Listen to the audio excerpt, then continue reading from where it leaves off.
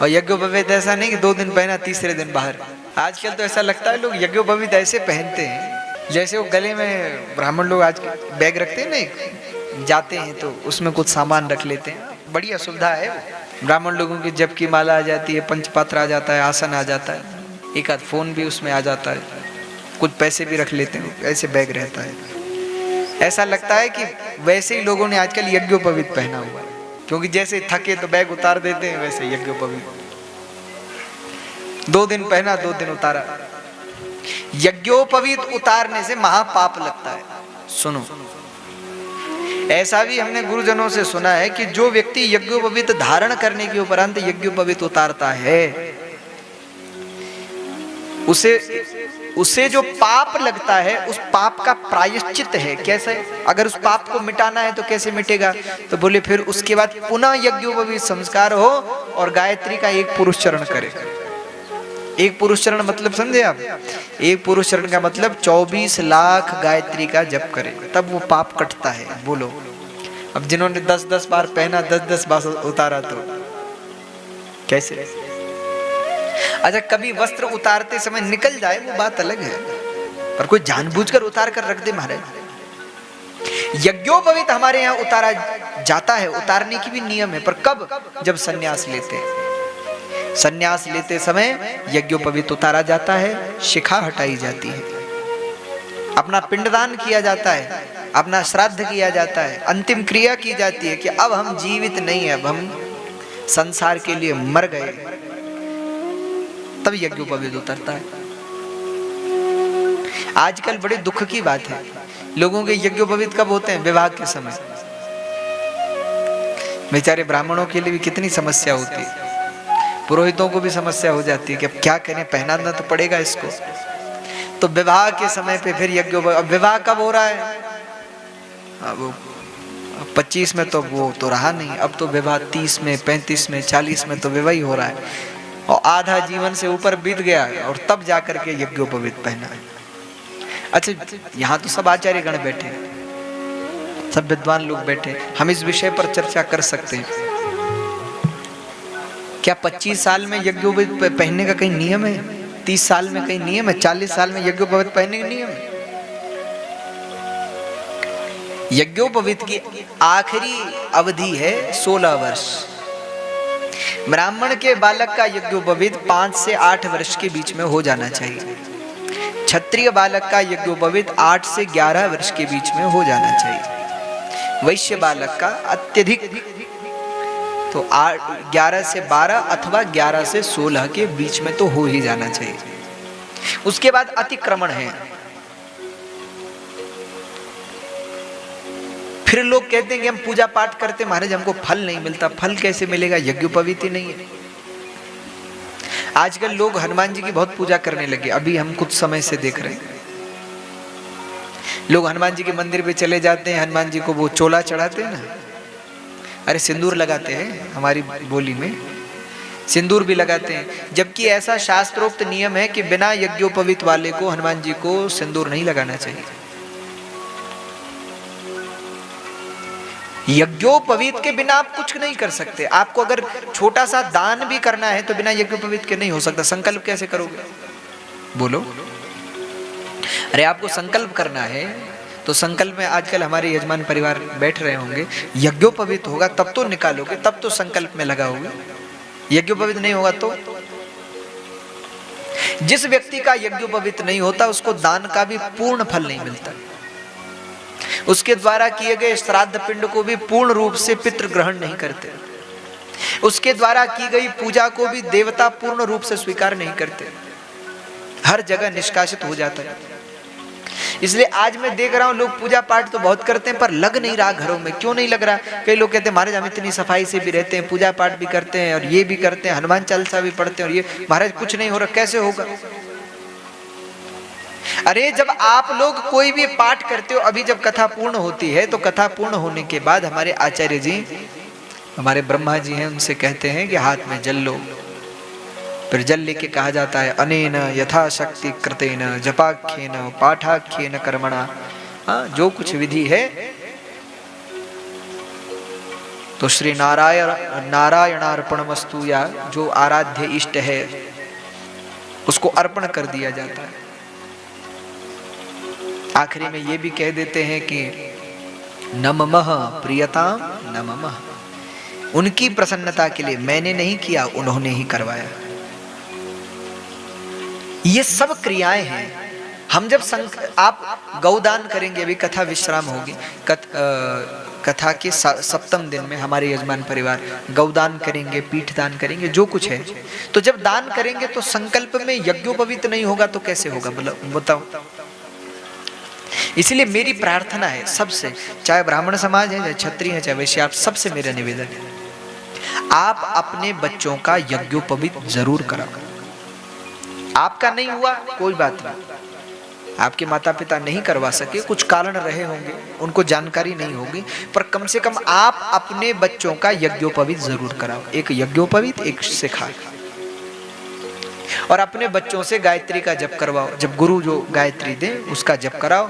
उससे क्या होगा, उनकी मेधा शक्ति, उनकी बुद्धि, उनकी प्रखरता और बढ़ेगी, याद करने की क्षमता बढ़ेगी भगवती गायत्री की उपासना से।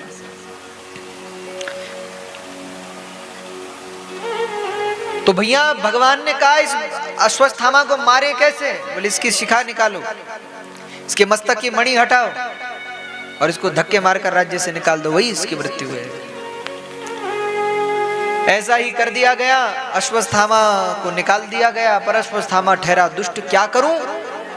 तो उसने मन में संकल्प किया कि इन पांडवों के वंश में किसी को जीवित रहने नहीं दूंगा। तो अर्जुन की पत्नी है सुभद्रा, सुभद्रा का पुत्र है अभिमन्यु, अभिमन्यु की पत्नी है उत्तरा, उत्तरा गर्भवती है।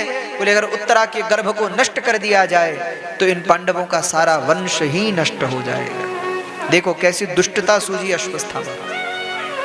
अश्वत्थामा ने धनुष पर ब्रह्मास्त्र का अनुसंधान कर दिया और उत्तरा के गर्भ पर ब्रह्मास्त्र का प्रयोग कर दिया। भयंकर ब्रह्मास्त्र उत्तरा के गर्भ को नष्ट करने के लिए बढ़ा।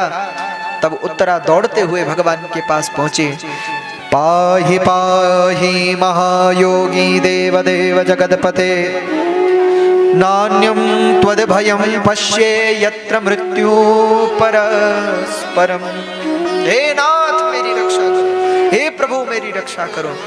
तब भगवान ने अंगुष्टमात्रममलं स्फुरदपुरटमौलिनम् अभिज्य दर्शनं श्यामं तडिद्वास समच्युतम्। अंगुष्ठ के बराबर रूप धारण किया, उत्तरा के गर्भ में भगवान ने प्रवेश किया, ब्रह्मास्त्र को नष्ट किया, उत्तरा की भगवान ने रक्षा की। यहाँ कुंती जी अब भगवान की स्तुति कर रही हैं, प्रभु आपने सदा मेरे परिवार की रक्षा की। नमस्ये पुरुषं वाद्यः ईश्वर प्रकृते परम, अलक्ष्यं सर्वभूतानां अंतर्बहिरवस्थितम्। मेरा आपको नमस्कार है। हे नाथ आपने सदा मेरे बच्चों की, मेरे परिवार की, सबकी रक्षा की। आपके कारण ही आज हम सब जीवित हैं। प्रभु आज तक मैं सोचती थी कि कृष्णाय वासुदेवाय देवकी नंदनाय च नंद गोप कुमाराय गोविंदाय नमो नमः। आज तक मैं सोचती थी कि आप मेरे भाई वसुदेव जी के पुत्र हैं, लेकिन आज मैं जान गई हूं आप मेरे भाई के पुत्र नहीं हैं, आप मेरे भतीजे नहीं हैं, बल्कि साक्षात परमात्मा है, साक्षात भगवान है। हे प्रभु मुझ पर कृपा करिए। भगवान ने कहा तो बुआ मांगो क्या चाहिए। कुंती जी कहती है प्रभु देना ही है तो क्या दीजिए। विपदः सन्तु न शश्वत् तत्र तत्र जगद्गुरो, भवतो दर्शनम यस्याद पुनर्भव दर्शनम। आप मुझे क्या दीजिए, आप मुझे दुख दीजिए, कष्ट दीजिए। क्यों दुख और कष्ट क्यों चाहिए। कुंती जी ने कहा प्रभु जब जीवन में सुख आता है तब आपको लोग भूल जाते हैं, जब जीवन में दुख आता है तो लोग आपको याद करते हैं। प्रभु मैं चाहती हूं मैं आपको कभी ना भूलूं, इसलिए मेरे जीवन में दुख दीजिए, मैं सदा आपको याद करूं। भगवान ने कहा बुआ मेरे पास दुख नहीं है, मैं किसी को दुख नहीं दे सकता, पर हाँ इतना वचन देता हूं कि जब तू मुझे याद करेगी मैं आऊंगा, तो कुछ मांग। कुंती जी ने कहा प्रभु कुछ दिन और आप यहाँ हस्तिनापुर रुक जाओ। तब भगवान हस्तिनापुर ठहर गए। कुंती जी कह रही हैं श्री कृष्ण कृष्ण सख कृष्ण स्वभाव निध्रुराजंश वंशदः नाम पवर्ग वीर्य गोविंद गोद्विज सुरार्ति हरावतार योगेश्वराखिल गुरु भगवन नमस्ते। हे योगेश्वर मैं आपको नमस्कार करती हूँ, हे गुरु मैं आपको प्रणाम करती हूँ। यहाँ भगवान हस्तिनापुर ठहर गए। कुंती जी ने भगवान की बड़ी सुंदर स्तुति की है। इसके उपरांत यहाँ भगवान के एक परम भागवत भक्त जिनका नाम द्वादश भक्तों में आया है, भागवत जी के छठे स्कंद के पहले अथवा दूसरे अध्याय में स्वयं धर्मराज अपने गणों से कह रहे हैं कि संसार में 12 सर्वश्रेष्ठ भक्त भगवान के हैं। कौन कौन?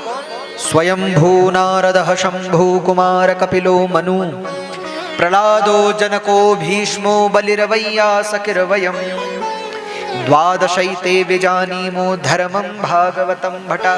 ये भागवत भक्त हैं। कौन कौन? बोले ये 12। कौन 12? तो गिनो। स्वयंभू यानी ब्रह्मा जी, नारदः नारद जी, शंभु भगवान महादेव, कुमारः सनत कुमार जी, कपिलो कपिल जी कपिल देव भगवान, मनु मनु जी। कितने हो गए? बोलो भाई कितने हो गए? 6 हो गए। प्रहलादो प्रहलाद जी महाराज, जनको सीता जी के पिताजी श्री शिरध्वज नाम के जनक जी महाराज, भीष्मो श्री भीष्म जी गंगा जी के पुत्र भीष्म पितामह, बलि राजा बलि जिन्होंने 3 पग भूमि भगवान को दान दी, वैयासकी यानी सुखदेव जी, और धर्म कहते हैं 12वें अहम मैं। हम 12 भगवान के भक्त हैं। इन 12 भक्तों में एक नाम है भीष्म, भीष्मो।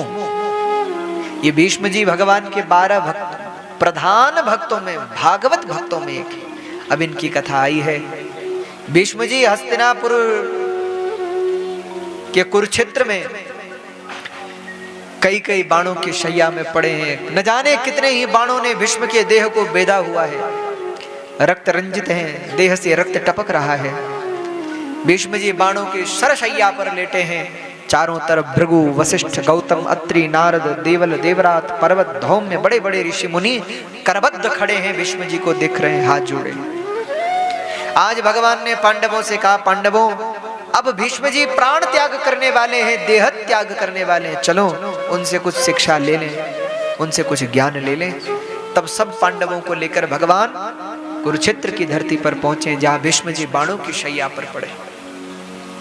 यहाँ भगवान सब पांडवों को लेकर आते हैं, भीष्म जी को प्रणाम करते हैं और भीष्म जी से प्रार्थना करते हैं, हे गंगा पुत्र आप इन पांडवों को कुछ ज्ञान दीजिए। क्यों? क्योंकि समाज में परिवार में जो बड़े होते हैं उनका ये कर्तव्य होता है कि वो अपने शरीर का त्याग करते समय अपने बच्चों को कुछ अच्छी शिक्षा देकर जाए। जब मरने का समय आए तो अपने बच्चों को कुछ अच्छा रास्ता दिखा कर जाए। आप इन पांडवों को कोई अच्छा मार्ग दिखाइए। तब भीष्म जी ने कहा, प्रभु आप जो कहेंगे मैं करूंगा, लेकिन पहले मेरे एक मनोकामना को आप पूर्ण करिए। भगवान ने कहा, कहो आपको क्या चाहिए? तब भीष्म जी ने कहा, सदैव देवो भगवान प्रतीक्षतां कलेवरं यावदिदं हिनोम्यहं प्रसन्नः सारुणलोचनोल्लसन् मुखाम्भुजो ध्यान पथश्चतुर्भुज। हे प्रभु मुझे आपसे एक ही वरदान चाहिए, जब तक मैं प्राण ना त्याग दूं आप जाना मत, आप यहीं रहना। मैं चाहता हूं आपको देखते हुए मैं प्राण का त्याग करूं। भगवान ने कहा तथास्तु। यहाँ अब भीष्म जी ने पांडवों को ज्ञान देना शुरू किया है। भीष्म जी ज्ञान दे रहे हैं, दान धर्मान राज धर्मान मोक्ष धर्मान विभागस स्त्री धर्मान भगवत धर्मान समास व्यास योगत।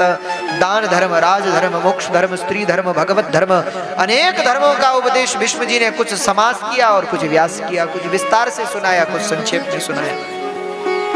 आप जो विष्णु सहस्त्र नाम का पाठ करते हैं, ये विष्णु सहस्त्र नाम का उपदेश भी महाभारत में भीष्म जी ने ही युधिष्ठिर जी को किया। भीष्म जी ने बड़े उपदेश दिए। कहते हैं तब द्रौपदी जी को हंसी आ गई। पूछ लिया भीष्म जी ने, बेटी तुम क्यों हंस रही हो? द्रौपदी ने हाथ जोड़कर कहा, दादाजी बुरा मत मानिएगा, आज तो आप बड़े बड़े ज्ञान के उपदेश दे रहे हैं, बड़े बड़े धर्म के उपदेश दे रहे हैं, पर ये तब धर्म कहाँ था जब भरी राजसभा में दुशासन मेरे वस्त्र को खींच रहा था, भरी राजसभा में मैं पुकार रही थी, उस समय ये आपका ज्ञान कहाँ था? तब भीष्म जी ने कहा, बेटी मुझे क्षमा करना,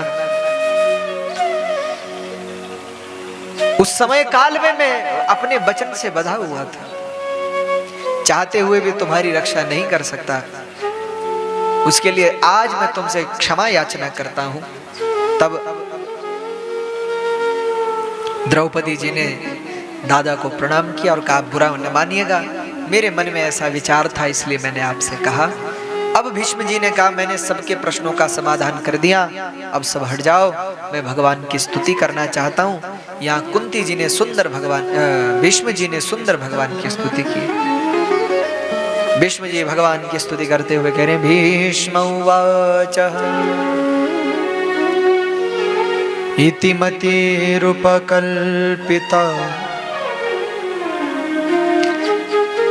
इति मतिरुपकल्पिता वितृष्णा भगवती सात्वत पुंगवे विभूमि। आज भीष्म जी पुष्पिताग्र छंद में भगवान की स्तुति कर रहे हैं। आइए आप और हम भी कुछ क्षण भगवान की स्तुति करें। इति मतिरुपकल्पिता वितृष्णा भगवती सात्वत पुंगवे विभूमि। इति मतिरुपकल्पिता वितृष्णा भगवती सात्वत पुंगवे विभूमि। स्वसुखमुपगते क्वचिद् विहरतुं प्रकृतिमुपेयुषि यद्भव प्रवाह। स्वसुखमुपगते क्वचिद् विहरतुं प्रकृतिमुपेयुषि यद्भव प्रवाह। त्रिभुवनकमनं तमालभरणं रविकरगौरवराम्बरं दधाति। त्रिभुवनकमनं तमालभरणं रविकरगौरवराम्बरं दधाति।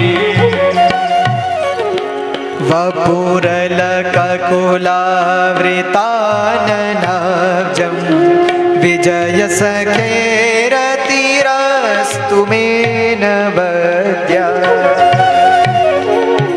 वपुरलककुलावृताननाब्जं विजयसखेरतिरस्तु मे नवद्या। युधितुरगरजो विधूम्रिविश्वक् कचलुलितश्रमवार्यलङ्कृतस्य। युधितुरगरजो विधूम्रिविश्वक् कचलुलितश्रमवार्यलङ्कृतस्य। मम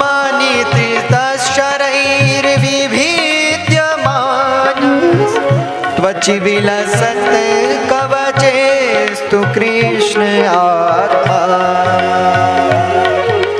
मम निशितशरैर्विभिद्यमान त्वचि विलसत् कवचेस्तु कृष्ण आत्मा। सपदि सखि वचो निशम्य मध्ये निज परयोर्बलयोरथं निवेश्य।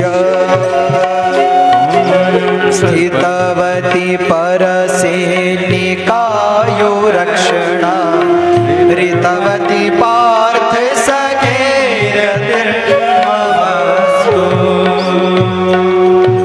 व्यवहित प्रीतना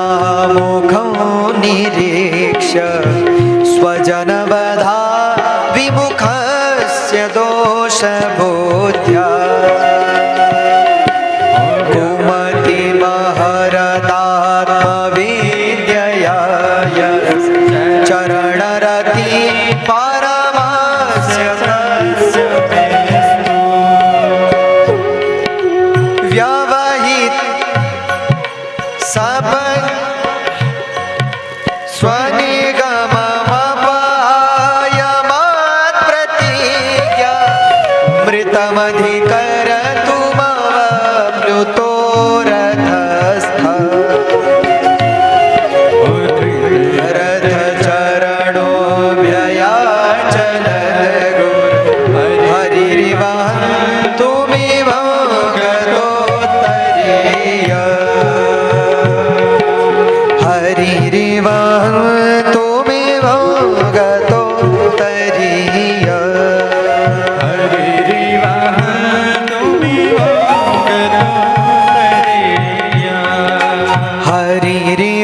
हरिरिवहन्तुमिव गतोत्तरीय। भीष्म जी भगवान की स्तुति कर रहे हैं।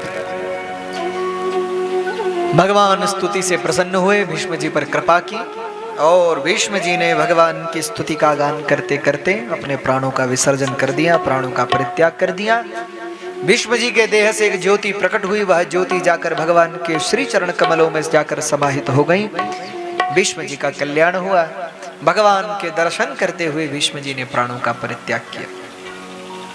पांडवों ने भीष्म जी के लिए 2-2 अश्रु बिंदु बहाए और भीष्म जी का दाह संस्कार किया गया, अंतिम संस्कार किया गया। कुछ जगह हमने ऐसा भी शास्त्र में सुना है कि राजा को दाह संस्कार करने का अधिकार नहीं है। लोग राजगद्दी पर तब बैठते हैं जब एक बार मान लीजिए राजा की मृत्यु हो जाए तो पुत्र जब उसका दाह संस्कार कर दे उसके उपरांत राजा होता है। यहाँ भीष्म जी का दाह संस्कार युधिष्ठिर जी बड़े हैं लेकिन उन्होंने नहीं किया और भाइयों ने किया है। तो इस कारण से भी कुछ ऐसा प्रमाण शास्त्र देते हैं, क्योंकि राजा यदि दाह संस्कार में बैठेगा और फिर क्रिया में 13 दिन के लिए बैठेगा तो राज्य का भार कौन संभालेगा, अथवा उस समय काल में यदि राज्य पर आक्रमण हो जाता है तो फिर राजा का युद्ध में होना आवश्यक है। शायद इन्हीं कुछ मत परंपराओं के कारण ऐसा भी कुछ किंवदंती हमने सुनी है कि राजा को जो राज सिंहासन पर बैठ चुका है उसको फिर दाह संस्कार का अधिकार नहीं होता। तो यहाँ पांडवों ने भीष्म जी का अंतिम संस्कार युधिष्ठिर जी ने करवाया है और यहाँ भगवान ने द्वारका के लिए प्रस्थान किया, हस्तिनापुर का परित्याग करके भगवान द्वारका की ओर चल पड़े। द्वारका की नगरी में पहुंचते ही भगवान ने जो अपना पांचजन्य शंख बजाया है, पांचजन्यम ऋषिकेशो देवदत्तम धनंजय पौंड्रम दधमौ महाशंखम भीमकर्मावृकोदरा अनंत विजयम राजा कुंती पुत्रो युधिष्ठिर नकुलो सहदेवश्च सुघोषमणि पुष्पकौ। गीता में वर्णन है, सबके शंखों के नाम है। पांचजन्यम ऋषिकेशो देवदत्तम धनंजय। भगवान ने पांचजन्य शंख बजाया और जो पांचजन्य शंख में प्राण फूके और द्वारका नगरी के लोगों ने भगवान के शंख की ध्वनि सुनी, ऐसा लगा मानो नगरी के जनों में, प्रजाओं में, प्रजा में प्राण का संचार हो गया। सब आनंदित हो गए, भगवान के स्वागत के लिए पहुंच गए। भगवान बहुत समय के बाद द्वारिका लौटे, बड़ा स्वागत हुआ पर भगवान का। कुछ समय के बाद भगवान ने धराधाम का परित्याग कर दिया, अपने धाम को चल पड़े। पांडवों ने भी यहाँ इससे पूर्व हस्तिनापुर में उत्तरा जी के गर्भ से परीक्षित जी का जन्म हुआ है। ब्राह्मणों ने उनका नामकरण किया। तस्मात् नाम्ना विष्णुरात् इति लोके बृहच्छ्रवा भविष्यति न संदेहो महाभागवतो महा नाम रखा बोले इस बालक का नाम होगा विष्णुरात, लेकिन समाज में प्रसिद्ध होगा परीक्षित नाम से। बोले परीक्षित जी महाराज की। कैसा होगा? बोले इक्ष्वाकु जैसा नृपति होगा, भगीरथ जैसा सत्य संकल्प होगा, राम जैसा प्रजापालक होगा, दोनों अर्जुन, कुंता पुत्र अर्जुन और है वंशी सहस्त्रार्जुन जैसा बाणावली होगा, युधिष्ठिर जैसा धर्मात्मा होगा, विदुर जैसा ज्ञानी होगा, भीष्म जैसा शौर्यवान होगा, नहुष जैसा ऐश्वर्यवान होगा, पवन जैसा गतिमान होगा और भगवान नारायण जैसा अनंत कीर्ति को प्राप्त करने वाला होगा। अग्नि जैसा दुर्धर्ष होगा, समुद्र जैसा दुस्तर होगा। ऐसा यह बालक तीनों लोकों में पांडवों की यश कीर्ति को फैलाने वाला होगा।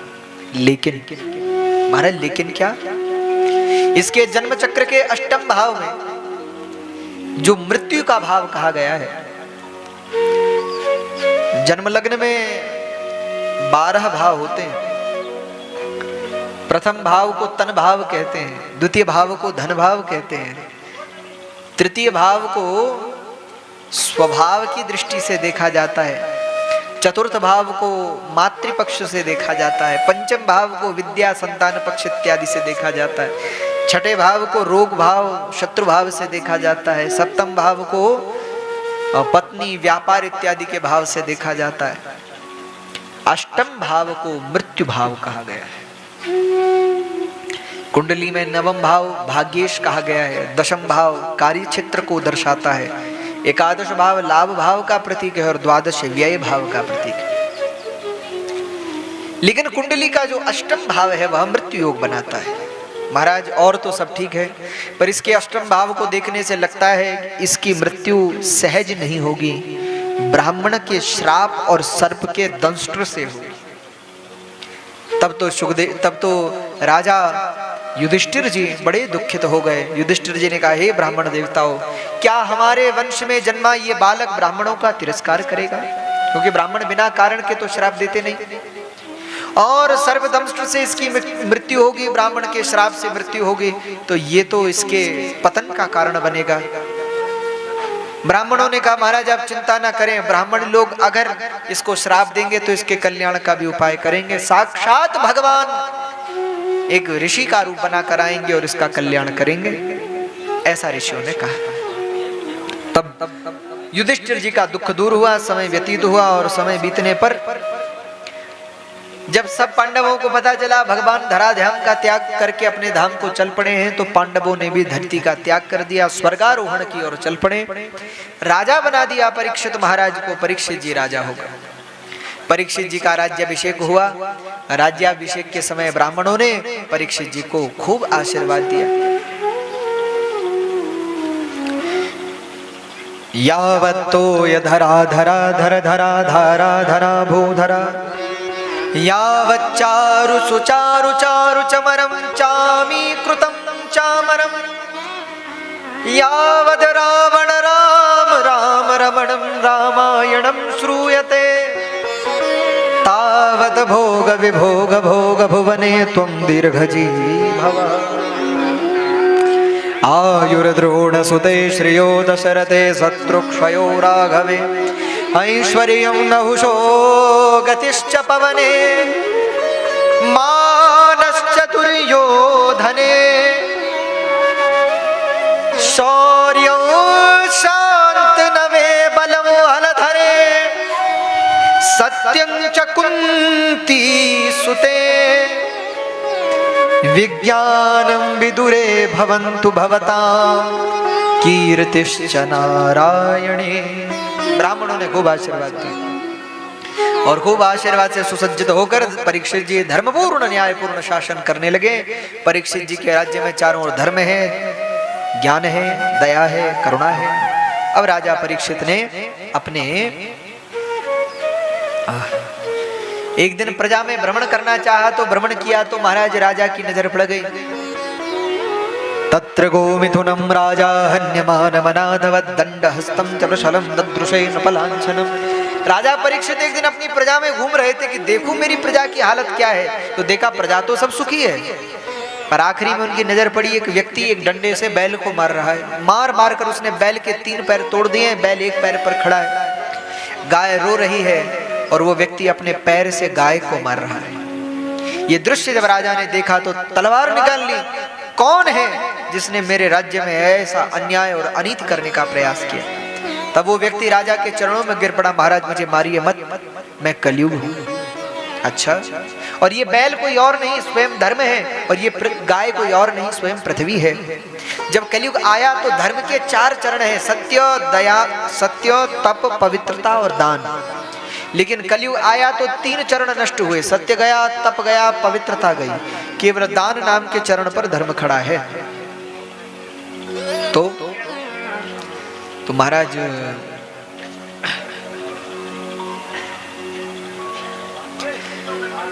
इस कलयुग का क्या करें, राजा मन में विचार करने लगे। कलयुग ने कहा महाराज मैं शरणागत हूँ, शरणागत को मारना नहीं चाहिए, आप धर्म जानने वाले हैं, मुझे मारिए मत। राजा ने कहा मारेंगे नहीं, पर मेरे राज्य से चले जाओ। बोले महाराज राज्य से कहाँ जाऊं, तीनों लोकों में तो आपका ही राज्य है, मैं कहाँ जाऊं, आप मुझे कोई जगह दे दीजिए, मैं वहीं रहूंगा। तो राजा ने कलयुग को 4 स्थान दे दिए। अभ्यर्थितस्तदा तस्मै स्थानानि कलये ददौ, द्यूतं पानं स्त्रियः सूना यत्र धर्मश्चतुर्विधः। जहाँ लोग जुआ खेलते हो, जहाँ वैश्यालय हो, जहाँ लोग शराब पीते हो और जहाँ हिंसा होती हो, हे कलयुग तुम इन 4 जगह वास करो। कलयुग ने कहा ठीक महाराज, पर मेरा परिवार बड़ा है, थोड़ी जगह और दे दीजिए। तो राजा ने कह दिया ततो नृतम मदम कामम रजो वैरम च पंचमम। 5वां स्थान दे दिया धन में, स्वर्ण में। कलयुग वहां से अंतर्धान हो गया, राजा भी धर्म और पृथ्वी को सुरक्षित करके पुनः राज्य की ओर आ गया। रात हुई, रात्रि बीती, प्रातः काल हुआ, राजा ने स्नान किया, मंत्री लोग एक मुकुट लेकर आए, महाराज आज आप इसको पहनो, ये आप पे बहुत अच्छा लगेगा। राजा ने कहा अच्छा, तो मुकुट धारण कर लिया। जो राजा ने मुकुट पहना तो राजा की बुद्धि भ्रष्ट हो गई। क्यों? ये मुकुट जरासंध नाम के एक पापी राजा का था। अनीति के धन से इस मुकुट का निर्माण हुआ था, स्वर्ण के मुकुट में कलयुग बैठ गया, राजा की बुद्धि भ्रष्ट हो गई। मंत्रियों ने कहा महाराज क्या किया जाए? बोले अब तैयारी करो। कहाँ? बोले चलो शिकार खेलने चलते हैं। जो राजा संपूर्ण जीव मात्र में परमात्मा को देखते थे, उनके मन में शिकार खेलने की इच्छा हुई। जंगल में गए, कई पशुओं की हत्या की। प्यास लगी तो समीक मुनि के आश्रम में पहुंचे। ऋषि से कहा महाराज मुझे प्यास लगी है, जल पिलाइए। समीक मुनि ने सुना नहीं, क्योंकि ध्यान में थे। राजा ने क्रोधित होकर कहा कि आप मुझे नहीं जानते, मेरा नाम महाराज परीक्षित है, मैं चक्रवर्ती राजा हूं, मुझे जल पिलाइए। लेकिन ऋषि ने तो भी नहीं सुना। क्रुद्ध राजा ने एक मरे हुए सर्प को ऋषि के गले में डाल दिया और राजा वहां से अपने महल की ओर लौटा।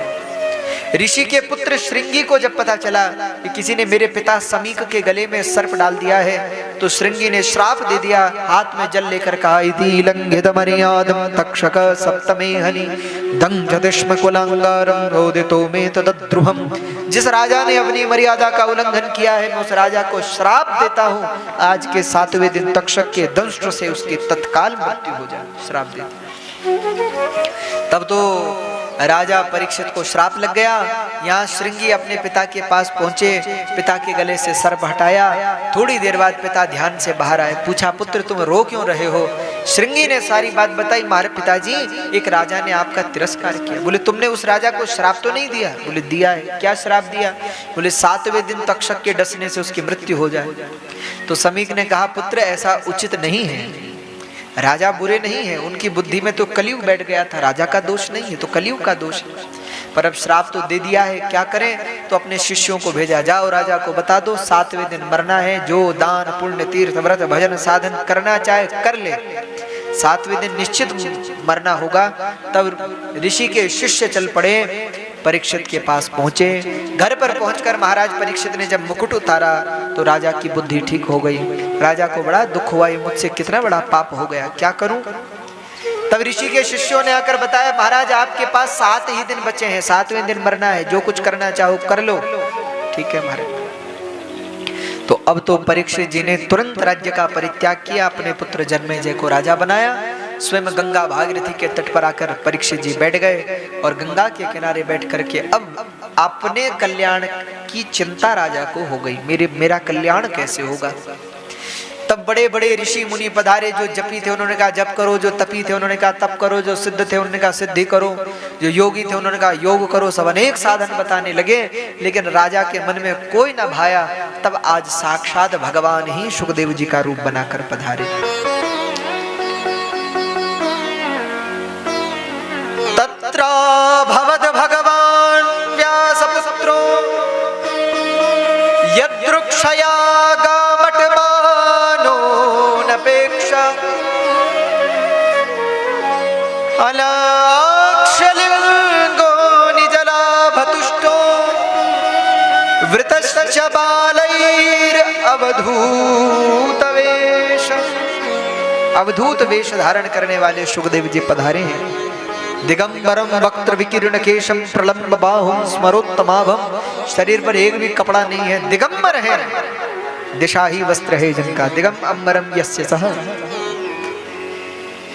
बाल बिखरे हुए हैं, आहा सुंदर मुखमंडल है। सुखदेव जी पधारे सब। अच्छा, सुखदेव जी जब पधारे तो सभा में सुखदेव जी के पिताजी, दादाजी, परदादाजी सब बैठे, पर जिसने भी सुखदेव जी को देखा सब अपनी अपनी जगह खड़े होकर सुखदेव जी को प्रणाम करने लगे। सुखदेव जी की वंशावली भी नारायण से चली आ रही है। नारायण भगवान नारायण के पुत्र हुए ब्रह्मा जी। ध्यान से सुनिएगा, भगवान नारायण के पुत्र हुए ब्रह्मा जी। ब्रह्मा जी के पुत्र हुए वशिष्ठ जी। वशिष्ठ जी की पत्नी हुई अरुंधति, और उनसे वशिष्ठ जी को एक पुत्र हुए जिनका नाम हुआ शक्ति मुनि। शक्ति मुनि के पुत्र हुए पराशर ऋषि, और पराशर ऋषि को सत्यवती के द्वारा जिन पुत्र की प्राप्ति हुई उनका नाम हुआ वेद व्यास। कृष्ण द्वैपायन व्यास जी, यानी नारायण के पुत्र ब्रह्मा, ब्रह्मा के वशिष्ठ, वशिष्ठ के शक्ति, शक्ति के पराशर, और पराशर मुनि के भगवान व्यास, व्यास जी के पुत्र सुखदेव। तो कितनी पीढ़ी में आ गए नारायण के? अरे नारायण के ब्रह्मा, ब्रह्मा के वशिष्ठ, वशिष्ठ के शक्ति, शक्ति के पराशर, पराशर के व्यास, और व्यास के सुखदेव जी, यानी 7वीं पीढ़ी में। नारायण से लेकर के और सुखदेव जी 7वीं पीढ़ी में। साक्षात नारायण ही है सुखदेव जी। तो सुखदेव जी जब पधारे तो बड़े बड़े ऋषि मुनि खड़े होकर सुखदेव जी को वंदन करने लगे। सुखदेव जी आए, विराजमान हुए। परीक्षित ने आरती उतारी। परीक्षित समझ गए अब यही है जो मेरा कल्याण करेंगे। तब परीक्षित ने आत्म कल्याण का प्रश्न परीक्षित जी ने सुखदेव जी से किया। परीक्षित जी ने कहा, अतः पृच्छामि संसिद्धिं योगिनां परमं गुरुं पुरुषस्येह यत्कार्यं म्रियमाणस्य सर्वथा।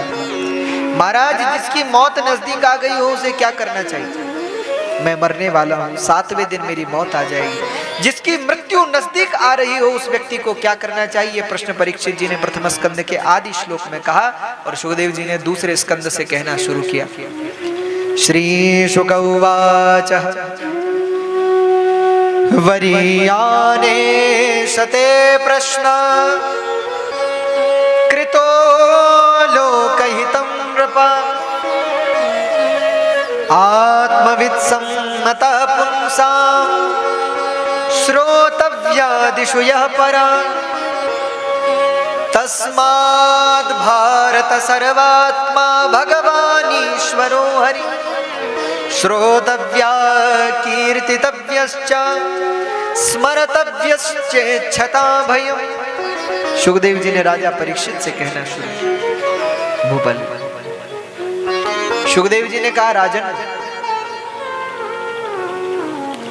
वर्याने शते प्रश्न कृतो लोकहितं नृप। तुम्हारा जो प्रश्न है वो केवल तुम्हारे कल्याण के लिए नहीं है, जगत कल्याण के लिए है। तुम राजा हो इसलिए तुमने प्रश्न किया तब हम उत्तर दे रहे हैं, ऐसा नहीं है।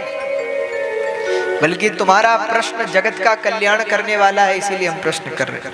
देखो, प्रश्न करना भी आना चाहिए। आजकल तो लोग पता नहीं क्या क्या प्रश्न करते रहते हैं। अरे प्रश्न करना है तो अपने आत्म कल्याण का, अपने आत्म उद्धार का प्रश्न करना चाहिए। आजकल तो कई बार ऐसे ऐसे प्रश्न लोग कर देते हैं महाराज। कि हम ही लोगों को संशय हो जाता है कि अब समस्या हम में है कि अब इनमें है।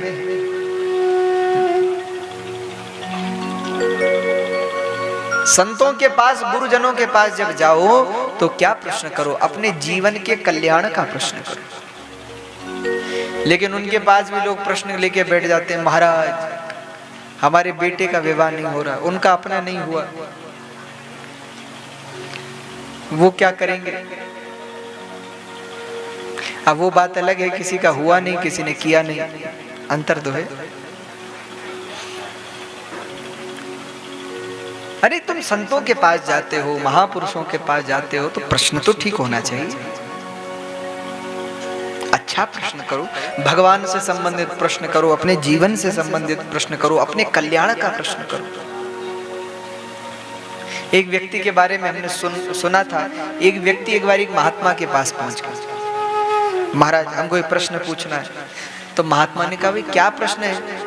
बोले महाराज हमको प्रश्न करना, हम बहुत दिनों से परेशान हैं, बहुत दिनों से सोच रहे हैं। तो महात्मा ने कहा, भाई ऐसा कौन सा प्रश्न है, बताओ बताओ, पूछो क्या प्रश्न है? बोले महाराज आप सब सत्संग में कहते हो कि एक दिन सबको मर जाना है। बोले हाँ बिल्कुल सही बात है, एक दिन सबको मर जाना है।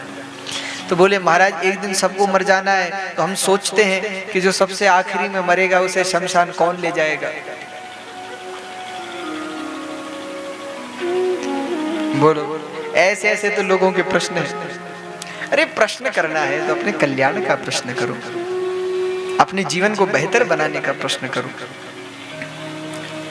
पर लोग संतों के पास भी अपना वही संसार का रोना गाना लेकर बैठ जाते हैं। अपने कल्याण का प्रश्न। परीक्षित ने पूछा, जिस व्यक्ति की मौत नजदीक आ रही हो उसे क्या करना चाहिए? और मौत क्या केवल परीक्षित जी को नजदीक आ रही है? बोलो, क्या हमारी आपकी मौत नजदीक नहीं आ रही? अरे दिन बीत रहे हैं, महीना, घड़ी, पल, जीवन बीतता जा रहा है। मौत एक कदम और नजदीक, एक कदम और नजदीक, एक कदम और नजदीक आती ही जा रही है।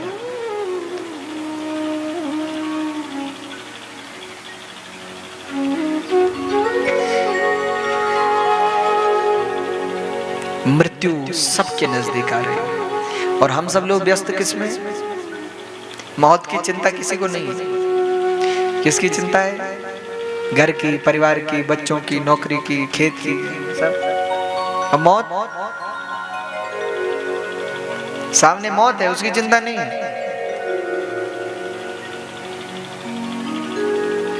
चिंता संसार की।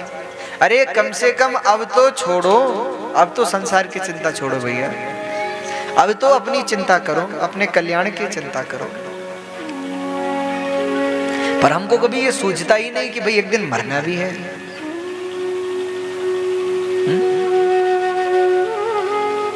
मृत्यु की चिंता होनी चाहिए, मृत्यु से पार होने के लिए प्रयास होना चाहिए। जैसा परिश्रम आप लोगों ने संसार में किया, अब वैसा परिश्रम इस मृत्यु से पार होने के लिए करो। भगवान का भजन करें।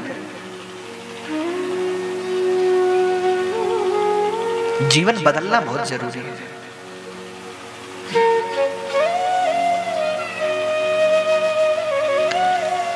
हमारे शास्त्र कहते हैं, धनानि भूमो पशवश्च गोष्ठे, नारी गृहे द्वार सखा शमशाने, देहश्चितायां नारी गृहे द्वार सखा शमशाने। धनानि भूमो पशवश्च गोष्ठे, तुम्हारा धन, तुम्हारे पशु, तुम्हारा घर परिवार, जैसे मरोगे सब छूट जाएगा। छूट जाएगा कि नहीं?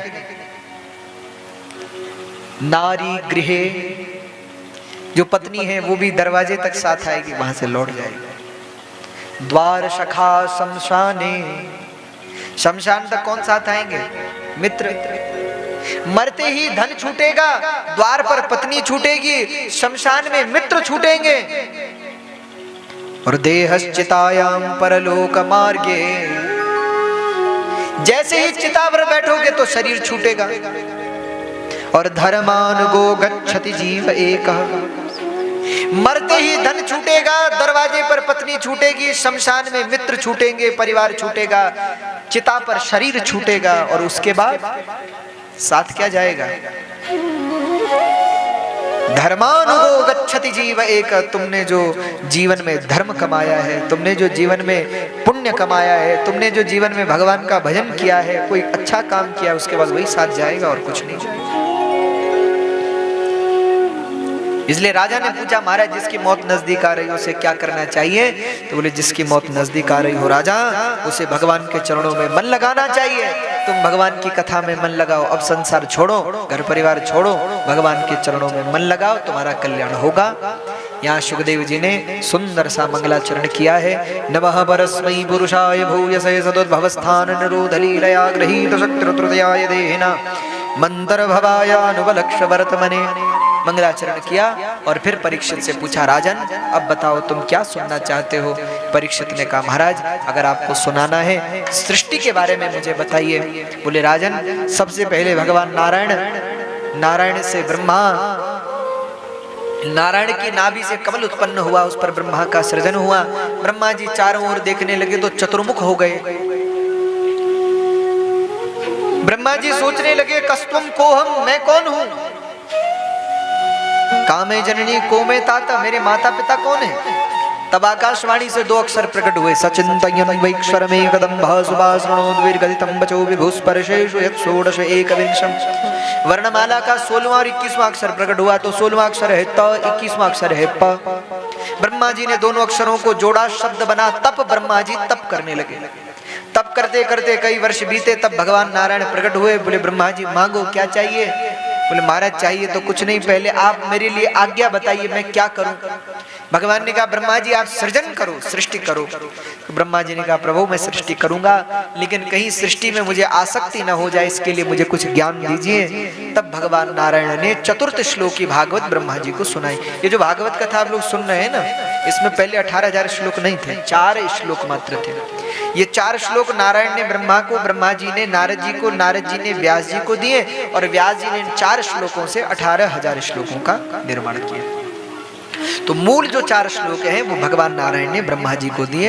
अहमेवासमेवाग्रे नान्यद यद सद्सद्परं पश्चादहं यदेतच्च यो वशिष्येत सोऽस्म्यहम् रीतेऽथ यत् प्रतीयेत न प्रतीयेत चात्मनि तद्विविद्यात्मनो मायां यथा